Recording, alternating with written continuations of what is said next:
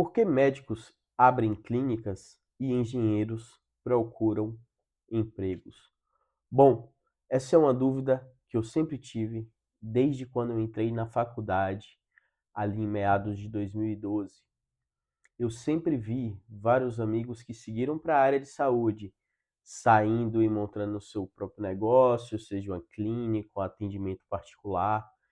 E conforme os anos iam seguindo, eles seguiam prosperando.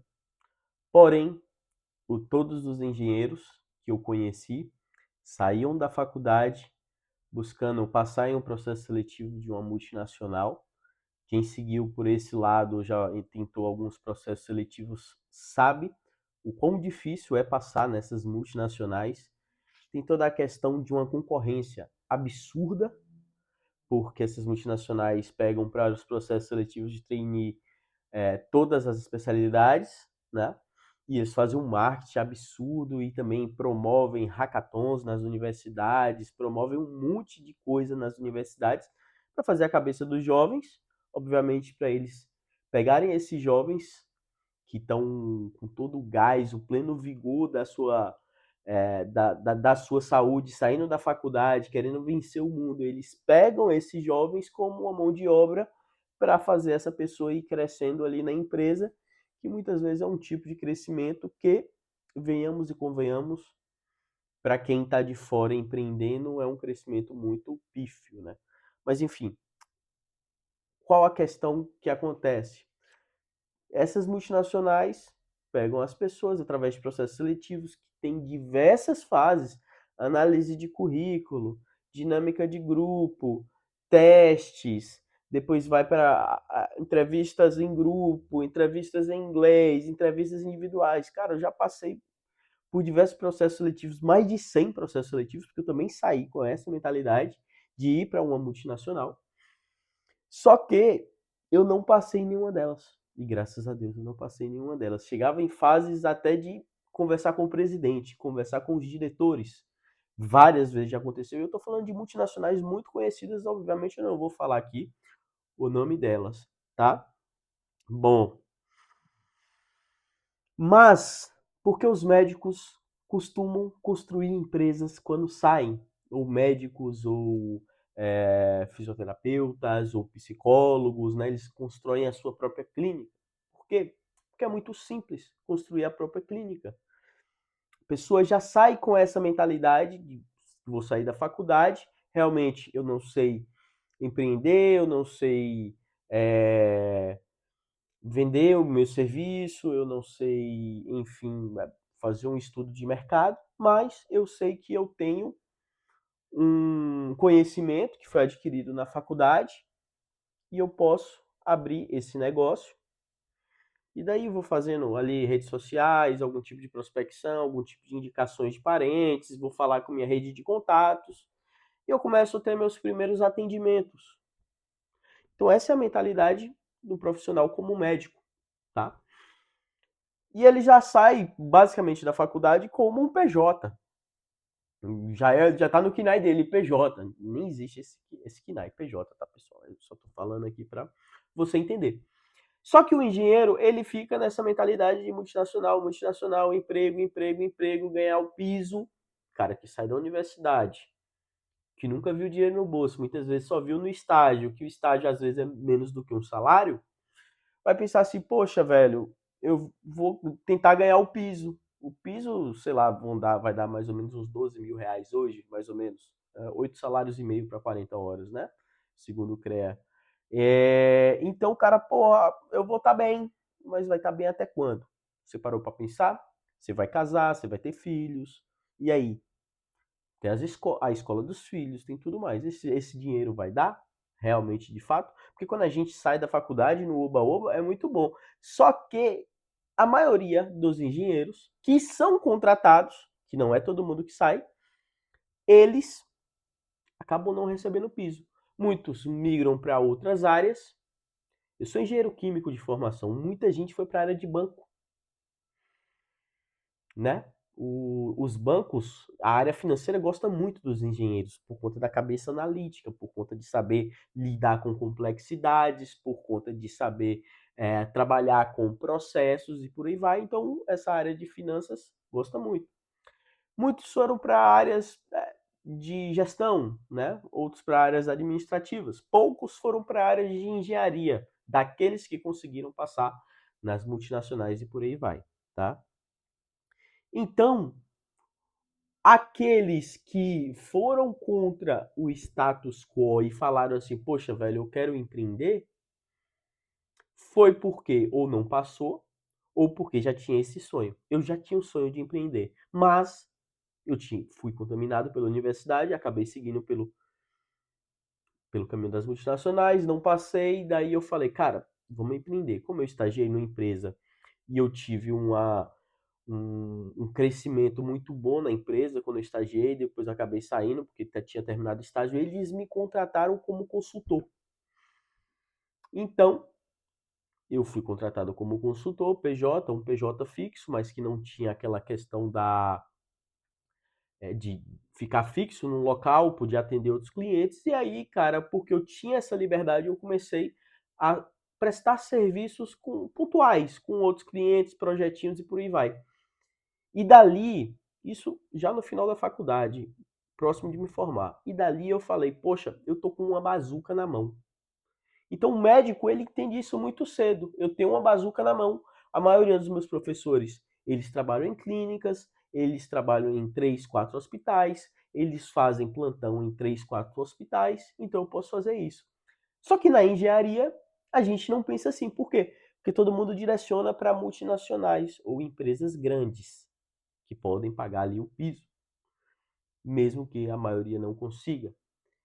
E boa parte desses professores de engenharia também não são empreendedores ou empresários que podem chegar e falar: olha, tem esse caminho de construtora, tem esse caminho de fabricação, tem esse caminho de consultoria, tem esse caminho de prestação de serviço, tem esse caminho de auditoria e por aí vai.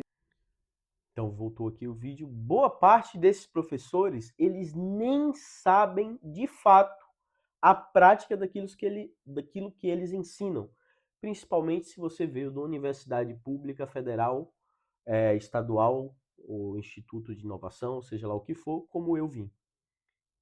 Por quê? Porque esses professores eles estudam, acabam estagiando na própria universidade, com alguma área de pesquisa, acabam fazendo algum tipo de concurso, edital para a própria faculdade e fazem o mestrado lá dentro, depois o doutorado lá dentro, aí eles ganham uma vaga como professor substituto, depois vira um adjunto e ele vai crescendo ali na hierarquia, somente estudando, ele entende toda a teoria, óbvio, é muito importante, mas eles não têm nenhum conhecimento prático. Então, como é que eles vão passar esse conhecimento de mercado,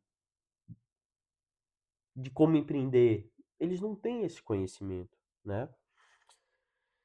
Então, como é que você pode adquirir esse conhecimento? Primeiro, isso tem que partir de você, a fome de você querer empreender e ter o seu próprio negócio. A partir desse momento, aí você vai começar a fazer buscas de pessoas que deram certo, como é que elas fizeram, como é que foi o caminho, como é que foi a história delas e tudo mais. Pelo menos comigo funcionou assim. Existem algumas engenharias que são mais fáceis, como a civil, por exemplo, né? O pessoal da civil, eles sabem que eles podem fazer projetos de casa e que todo mundo, em algum momento, pode querer construir uma casa, então tem um público muito amplo e é mais fácil. Mas para outras engenharias, como a engenharia química que eu fiz, é muito mais difícil o caminho. Por quê? Porque dentro da universidade a gente está olhando para mega empresas, empresas bilionárias, de capital aberto, a gente fala, cara, como é que eu vou empreender nisso? Não dá, né? A gente está falando de refinarias de petróleo, estamos falando de indústrias químicas gigantescas e por aí vai. Bom, beleza, então eu fiz toda a parte da introspecção, busquei e falei assim, pô, peraí, existe essa possibilidade. Por exemplo, eu fiz uma fábrica de produtos químicos, que eram produtos químicos especiais para limpeza, por exemplo. A partir dali eu fui buscar alguns cursos, porque na faculdade eu não vi nada dessa área de produtos químicos, de desenvolvimento de produtos químicos em si, porque é uma área mais da química e não da engenharia química, que a engenharia química é mais construção de indústrias, como eu falei, coisas grandes. E aí, cara, fui buscando alguns cursos, fui fazendo aqui e ali especialização, mas eu já estava caminhando nessa área. Então foi meu segundo empreendimento. O primeiro foi consultor, tá? Consultor autônomo, pessoa física. Tava pagando 27,5% de imposto, então, de imposto de renda, né? Então imagine aí. Bom, depois disso, eu fui para a área da indústria, montei uma pequena indústria. Uma pequena indústria ali que gerava mais ou menos 20, 30 toneladas por mês de produto. Esses produtos eram produtos especiais, eu não vendia em mercado, porque não pode. São produtos institucionais, eu vendia direto para o cliente final, que o meu cliente final eram churrascarias, pousadas, hotéis, motéis, condomínios, lava-jatos, estéticas automotivas e por aí vai. Eram produtos concentrados e o meu cliente final pegava esse produto e diluía. Foi isso que eu enxerguei, porque eu tinha me mudado para o interior, foi o que eu enxerguei que eu poderia fazer lá com minha formação como engenheiro químico. Então, cara, existe área para todo mundo. Você precisa entender qual a demanda da área e da região que você se encontra, qual a sua liberdade de atuação de raio mesmo, se você pode atuar 10 quilômetros da sua casa, 20, 30, 50, 300, 400. E o que tem de demanda de negócios naquela região que você, com sua formação, pode atender. Tá? Depois da minha indústria, me abriu várias portas para ser responsável técnico de outras indústrias. Porque todo mundo já me conhecia e falava assim, porra, peraí, você é engenheiro químico, eu tenho uma indústria química de Arla 32, né, que é aquele produto que coloca em veículos a diesel para reduzir as emissões. Eu sou responsável técnico de algumas indústrias de Arla, inclusive indústrias fora do meu estado, da Bahia. Além disso, me abriu porta para trabalhar como PJ para uma multinacional chinesa, que tem a Joint Venture aqui no Brasil, tava, que está, né, criando fábricas de usinas de hidrogênio. Então, hoje eu sou o responsável técnico, coordeno toda a parte de engenharia dela, como PJ através da minha empresa. Eu tenho uma empresa, tá? Hoje, que presta serviços de consultoria, que presta serviços de responsabilidade técnica, serviços pontuais e contratos recorrentes. A minha fábrica eu acabei vendendo porque eu não já começou a dar muito conflito de interesse, eu não tinha tempo de estar lidando muito com fábrica porque é produto final, né? E o produto final ele tem uma escala muito boa, mas para você chegar até esse ponto de escala demora. Então eu peguei e vendi ela para um cliente, oferindo um lucro, né, muito bom da venda da fábrica e fui focar nas outras áreas. Estou abrindo agora uma consultoria de saúde e segurança do trabalho. Tem alguns planos para frente, mas obviamente não vou falar aqui no vídeo de crescimento para isso também. E cara, como é que você pode construir o seu consultório de engenharia? Primeiro, se você já tem o CREA, né, que é do Conselho Regional de Engenharia e Arquitetura, olhe lá no próprio site, lá pelo seu login, quando você vai fazer uma responsabilidade técnica, clica. Quando ele pergunta qual tipo de serviço você ofereceu, clica. Olhe todos os serviços que tem ali que você pode colocar no ART. Todos aqueles serviços você pode realizar. Então, dali você tem que entender na sua região o que é que tem de serviço. Ah, Lênio, tem auditoria, tem inspeção, tem RT de obra, tem RT de serviço e tem aqui algumas indústrias dessa área ou tem algumas empresas dessa área que precisa ter minha responsabilidade técnica, né? Então, cara, mete o louco, pega tudo isso, lista, faz um desenhozinho, tem uma ferramenta muito boa que o Sebrae fornece de graça que chama Canvas. Canvas da proposta de valor.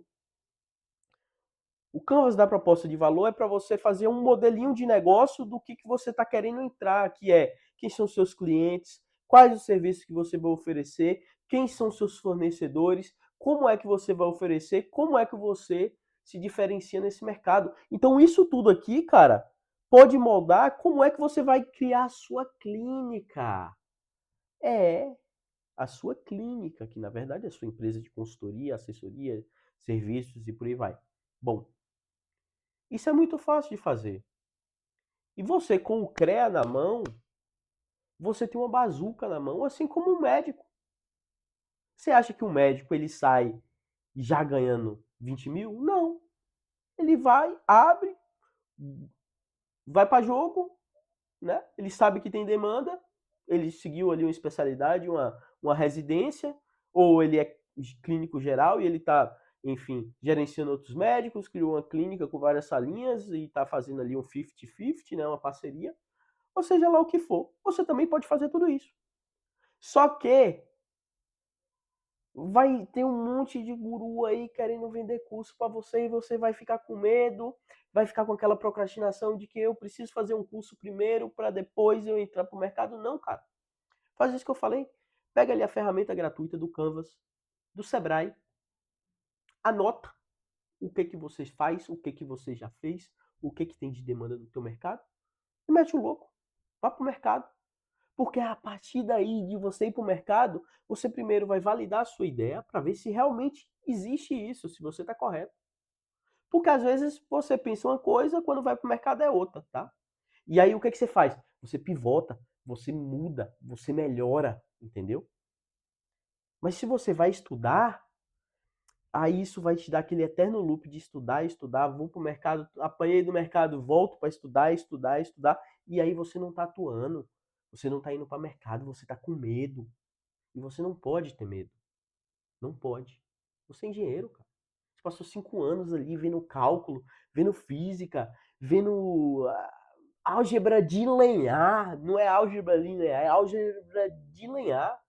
Cara, todo o conhecimento que você tem analítico, tudo, isso aqui foi para te dar uma base, um alicerce para você ir para o mercado e ganhar o mercado, tá? Bom, e como é que você pode conseguir seus primeiros clientes? Ah, Lênio, não, eu fiz o Canvas, abri aqui, como é que eu vou conseguir cliente? Eu morro de vergonha. Cara, primeira coisa, engole essa vergonha.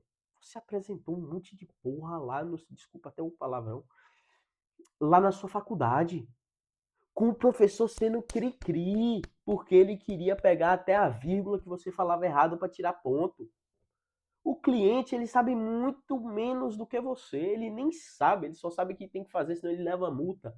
Ele sabe o que ele tem que fazer, senão a prefeitura embarga, o projeto não passa, entendeu? Então você sabe muito mais que ele. O que você fizer lá, ele vai aceitar. Agora, você tem que fazer, obviamente, uma coisa que dê certo para que esse cliente fique feliz e te indique para mais pessoas. Como é que você vai chegar nesse cliente? Como eu falei, você já não é para ter vergonha. Você tem a opção de se mapear o mercado, ver quem são as empresas ali que vão possivelmente precisar desse tipo de serviço, bater de porta em porta, ou ligar e agendar uma visita, ou ligar e agendar uma reunião online, ou mandar um WhatsApp, o bom e velho WhatsApp. Cara, faz isso com 20, 30, 40 empresas na semana, tá? 50, 10 por dia, cara. Muito tranquilo. A maioria nem vai te responder. Aí você tem que criar uma cadência de ficar fazendo follow-up. Mas enfim, esse vídeo não é para te explicar essa parte comercial. Só que os poucos que vão responder vão te dar algum tipo de oportunidade de você conversar e se apresentar. Alguns vão agendar com você e não vão te receber. Outros vão.